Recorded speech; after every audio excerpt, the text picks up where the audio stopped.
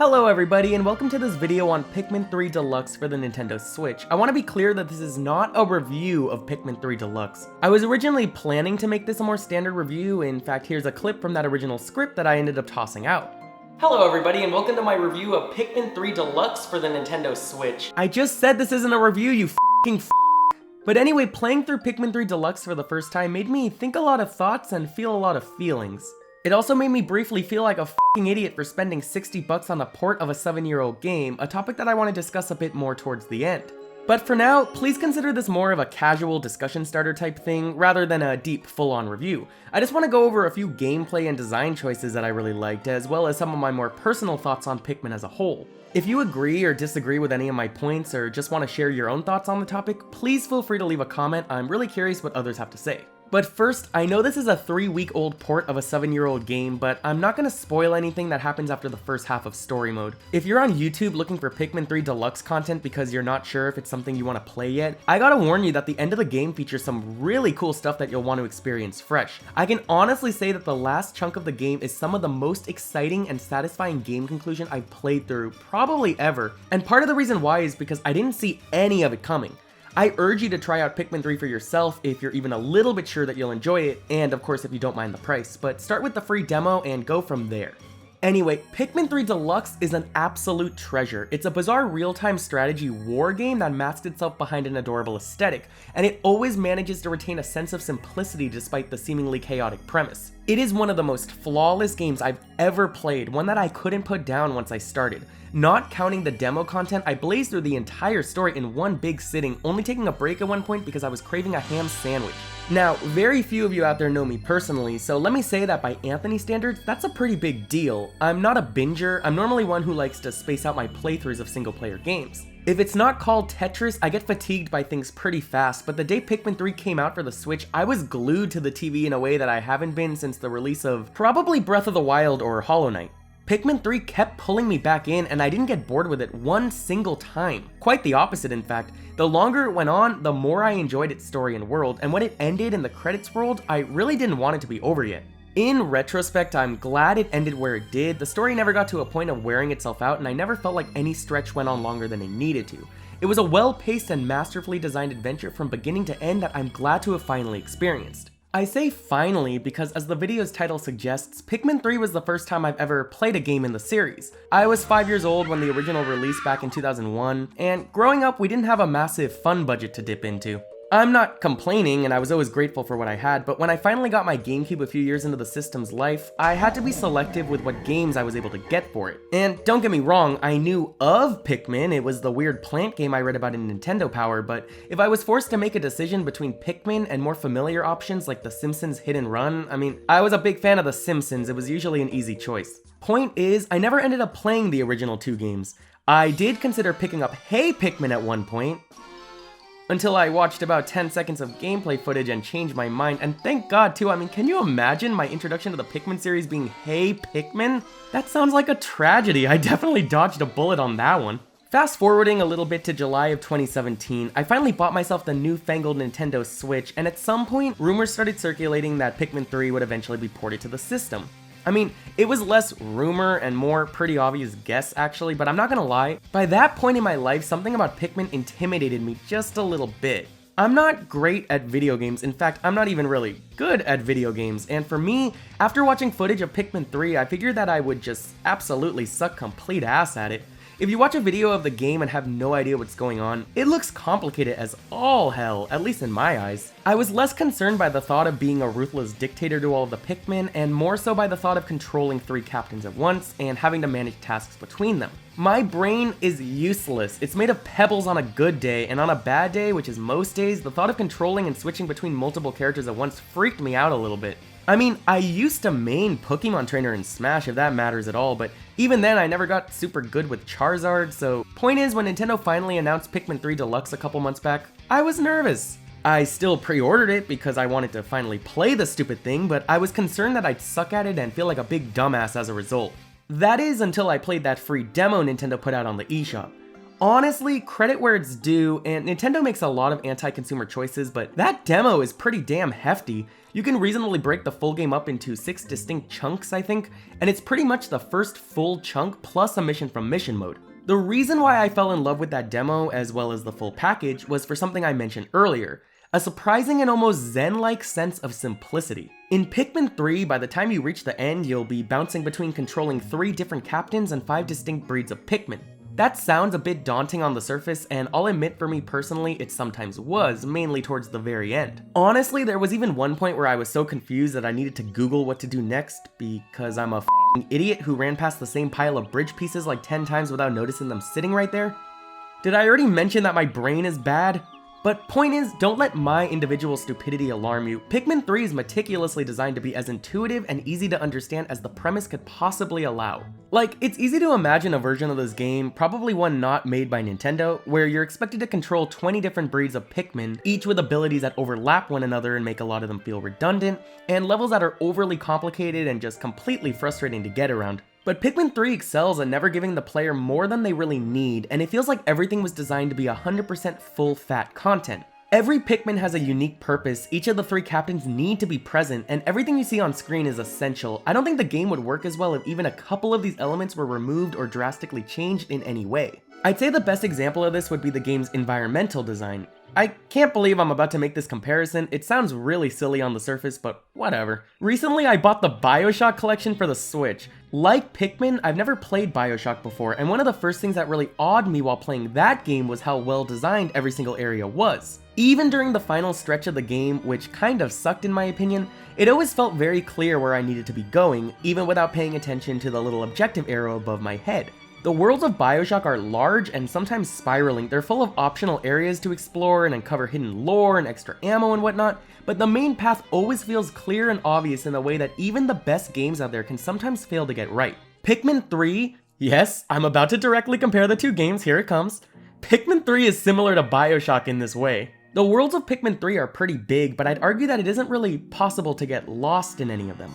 The path always feels clear, but there's more than enough wiggle room for you to look around and uncover extra Pikmin pellets and collectible data files, a new fruit, and all that other fun stuff. I know I already mentioned that there was one point where I got lost and had to Google the solution, but in that case I was being such a f***ing dumbass. Okay, I was avoiding a herd of enemies that the bridge pieces were right behind, and it's clear to me in retrospect that the game put that unique gang of enemies there in order to guide me to those bridge pieces in the first place. The game is full of moments like that where you'll have an objective to repair a bridge or a cup or a different colored bridge. The game has you repairing a lot of bridges, and you're tasked with scouring all around to find the components. But it's not like they're ever hidden off in a random corner of the map, but rather everything is built in a way that implicitly guides you to where you need to go next, with a level of openness that allows for a sense of free exploration. There wasn't a single moment in Pikmin 3 where I felt like the levels lacked this careful design, and I'd go as far as to say that even though it's not as open as Breath of the Wild, traversing the worlds of PNF 404 was no less satisfying for me.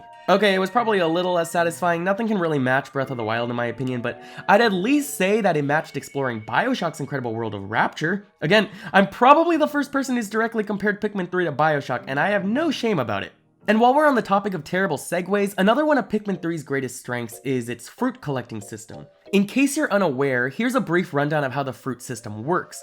Throughout the game, you'll be hunting for fruit, which you need for their delicious juice. That's your objective, the main reason you're on this mission to begin with, to collect juice to feed people on your starving home planet. As long as you're able to find enough fruit to produce 1 vial of juice per in-game day, which is about 15 real-life minutes, you'll be able to keep playing. Run out of juice? Tough luck, though you can retry any day that you screw up, so it's not actually tough luck, but yeah, you want to get that juice. Some fruit produce more than a single vial of juice, such as the ones you get after defeating a boss, while others, such as individual grapes, produce less. The thing is, the game is scattered with fruit, which gives you the option to grind for them in order to build a buffer. The game encourages you to build that buffer, by the way. It ties into your ending, and the captains get excited as you accumulate more vials, clearly nudging you to keep at it. You can have a surplus of 30 vials, but if you complete one day without collecting a single fruit even once, the captains get sad, and that's more than enough motivation for me to try harder next time, damn it. I think this is a wonderful system. The days with their individual time limits still encourage time management and careful delegation of tasks in order to proceed, but your success and ability to continue playing being tied to how many fruit you manage to uncover gives you a decent amount of breathing room if you so choose, especially if you get stuck at a difficult challenge. Despite the fact that I got just way more than enough vials of juice by the end, I never felt a moment where that sense of urgency died down. I can definitely see why the pros out there might find issue with the fruit, especially comparing the system to the first game, which had a strict 30-day limit, but I think Fruit do a good job of keeping the game balanced. In addition, the added goal of collecting the fruit adds another layer to the gameplay, especially in terms of replayability. I'm not a completionist honestly, but if I ever play the game again, I'll almost definitely challenge myself by trying to nab them all. If I had one criticism of the system, I'd say that some fruit are maybe worth too much juice. Like, yeah, if you beat a boss, you deserve a bigger reward, but some of the boss fruit give you like 3 or 4 vials of the stuff, and yeah, that might be pushing it honestly. But as it is now, it's a pretty ingenious system because it succeeds in multiple ways at once. It makes the game more accessible by allowing players of all skill levels to create a helpful but not mandatory buffer. It provides a consistent secondary goal. It directly ties into the story and creates instant character motivation. And most importantly, the fruit and the juice are so pretty. These are definitely the slickest looking fruit on the Switch, that much I can say for sure, and staring at them definitely made me hungry for a dragon fruit skin and all.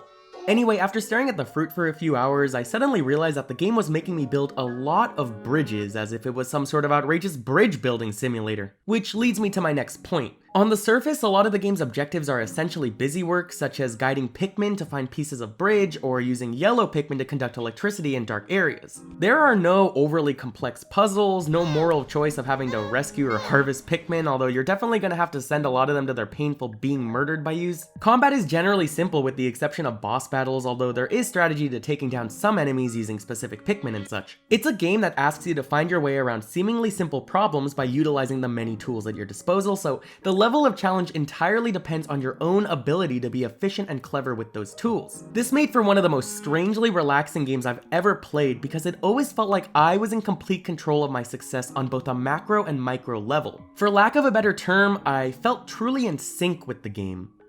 That sounded pretty lame, but whatever. As I expected, the hardest thing for me to handle, and again this is totally my fault and not the game's, was juggling between controlling the 3 captains at once. Still, I managed to get accustomed to it in about 10 minutes or so, which I think is a testament to the game's incredibly efficient design. Working with the 3 captains is very easy once you learn how simple it is to switch between them. It became second nature pretty quickly, but what I loved most about it was that it wasn't ever shoehorned into the gameplay. There are definitely some stretches where you are required to break apart the team, but these moments always make complete sense when they happen, such as having to throw one captain onto a plot of land cut off from the main path. Whenever the mechanic is required, it's usually for these quick little scripted sections that feel very easy to understand, and it won't be long before you can reunite the captains again if you're into that sort of thing. Throughout most of the game, you can get along just fine without even needing to split them up. You just won't get as many tasks done that way. The choice is yours to make. Personally, once I got the hang of it, I really enjoyed guiding Team Charlie to do some boring stuff like grabbing extra Pikmin pellets, while I controlled Brittany, easily the best captain, and focused on the task at hand. I always did my best to break apart the captains into at least 2 separate teams, though I'll admit that there were some moments, especially towards the end, where I found it much easier to keep us all together. Either way, I had a blast, and I found a lot of satisfaction in figuring out and utilizing the system. It's one of the game's greatest strengths. It opens up many gameplay opportunities that simply wouldn't work with only 1 or even 2 captains at your disposal, and I was delighted to find that my fears of the system making me feel more brain dead than usual ended up being completely unwarranted. If you're intimidated about the strategy elements of the game like I was, I can assure you Pikmin 3 very gradually introduces all of it, and by the end you'll be tossing around different Pikmin left and right without giving it a second thought. It's all so much fun. Oh my god, I really love this game. Of course, as we all know, Pikmin 3 Deluxe introduces full co-op play in story mode as well, a first for the Pikmin series. I was not able to try out this mode, or Bingo Battle multiplayer for that matter. Both look fun though. This would have been a perfect year for them to let us play these modes online. I can't spend 2 hours talking in depth about every little thing I like about the game because this isn't a review. So let me take a brief moment to name some other good stuff that I have less to say about. The music is beautifully atmospheric and dynamic, and the live instruments are incredible, especially for more bombastic moments. The visuals are just stunning. This is some real looking water. There's actually a story front and center here. I mean, it's a really simple story, but it doesn't just exist at the beginning and very end like a lot of other Nintendo games. There's a narrative through line and new events keep popping up to push you forward. I really like all of the characters except Louie, who can go f himself. Is that an unpopular opinion? Am I supposed to like Louie?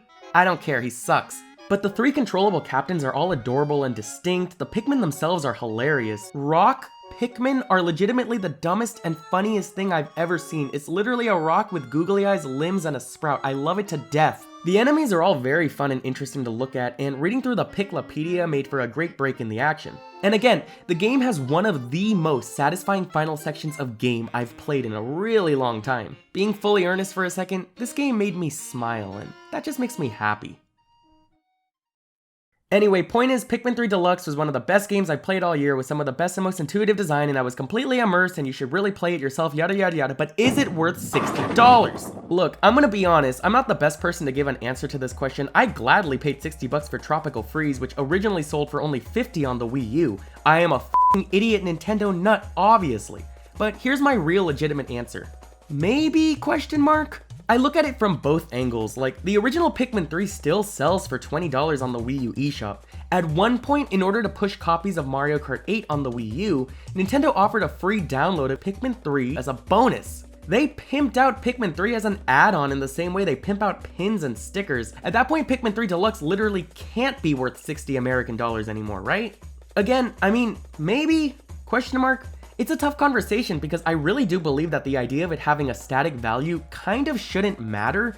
All my life I've been really curious to play Pikmin. Any Pikmin. Well, I mean, the caves in the second one turned me off a bit, but that game looks fun too. But playing Pikmin 3 was really special for me on a personal level. It made me nostalgic for a series I have no real nostalgia for, because it brought me back to the feeling of being a kid, hiding in my room and playing the weird GameCube shit like Luigi's Mansion and the original Animal Crossing for hours on end. It engaged me and brought me real enjoyment that I haven't felt from a video game in a long time. In terms of the dollars per hour concept that some people use to gauge a game's value, which I think is really dumb, but whatever, it took me about 15 hours to get through the story mode, though it's an 8 to 12 hour adventure generally. I was way too slow at the end staring at all the fruit. And if I want to, I can always replay it on a harder difficulty mode, or try to collect all the fruit, or play all the extra missions. Okay, maybe not the missions, they're all just different kinds of time trials, and I'm really not into that sort of thing. All of that word salad being said, I personally believe that I got my money's worth with Pikmin 3. But at the same time, it is kinda lousy that Nintendo priced a 7-year-old game for $60, and it's definitely worth acknowledging that as well. Even with the added co-op and side stories, which to be honest are just better mission mode missions, I appreciate their existence, but they weren't my cup of tea. I think charging full price for ports is just bad practice. Maybe I'm being a bit contradictory, complaining about it, but buying it anyway with a stupid smile on my face, but after thinking about this topic for months and months and months, this is the perspective that I always land back on. I do think that Pikmin 3 is worth $60, but that's me speaking personally for myself and how much I enjoyed it. At the same time, Nintendo does take advantage of the good graces of their fans by making these very deliberate choices. Even if they reduce the price of this game by a measly $10, I think it'd be better than selling a game from their previous console at full price. You can make the argument that they have to sell these ports at full price because the Wii U failed so badly that they have to recoup their losses, and I'm just a stupid dipshit for whining about it because for me and so many others, this is a brand new game. But I disagree with that perspective more than anything. Well, except for the me being a dipshit part, there's probably some truth to that. The Wii U failed because Nintendo sold a system that they marketed poorly and people didn't want. It shouldn't be our responsibility as consumers to lift up a billion-dollar company because they made terrible business decisions with their last home console. And I do think it's a bit crummy of them to repackage old content like this time and time again and sell it as if it's a brand new experience, because it just isn't a brand new experience even if many of us haven't played it. By that logic, if the Wii failed, would that justify selling 2007 Super Paper Mario with a slapped-on easy mode for $60 today? That's a trick question. We all know there's no way Nintendo would ever re-release or even acknowledge a pre-Sticker Star Paper Mario game, but my point still stands. To be fair, they did add some content and quality of life improvements to this package, so I can completely understand if you think those extras justify the full price. In addition, I'm not trying to discourage anybody from buying this game. I mean, read the title of this video for God's sakes. I am begging you to try out Pikmin 3 Deluxe if you're even mildly interested in it, regardless of what its value might or might not be. But goddamn it, Nintendo, it shouldn't have been more than $50. I really don't think that's too much to ask. I got the f***ing BioShock collection on sale for $30, and that's a collection of 3 12-hour long games and a bunch of DLC, and one of them released during the same year as Pikmin 3 did. So that concludes my rambly, not a review thoughts on Pikmin 3 Deluxe for the Nintendo Switch. It's a wonderful, vibrant, nearly perfect game that represents everything I love about Nintendo, while its price unfortunately represents one of the things that I really dislike about the company. Hopefully in another 7 years we'll finally be playing Pikmin 4, but let's be real, they'll port Hey Pikmin to the Switch and somehow charge $70 for it before that ever happens. We all just have to accept it. Thank you for watching this not review thing about the game. Gotta be honest, I'm a little miffed that I screwed myself over by choosing not to make this a more standard review. I was gonna introduce my stupid scoring system called the Ant Scale that was really intentionally confusing. I even made graphics. I was gonna jokingly rate the game out of 27 points before getting all mad about how confusing it was and then switch to a 5-point scale at the last second. It was a dumb gag that would have taken way too much time, but that's all in my trash bin now. It is what it is. I'm done with all that. Just gotta move past it. Still a little annoyed about the whole situation, but whatever. Also, I filmed this stupid joke for the original review that I couldn't figure out how to squeeze into this video, so here it is without context. The story of Pikmin 3 involves the planet of Kopai, which is dealing with a severe case of the famines due to a booming population, booming appetites, and a basic lack of planning. Ha! Couldn't be me! Thank you so much for watching.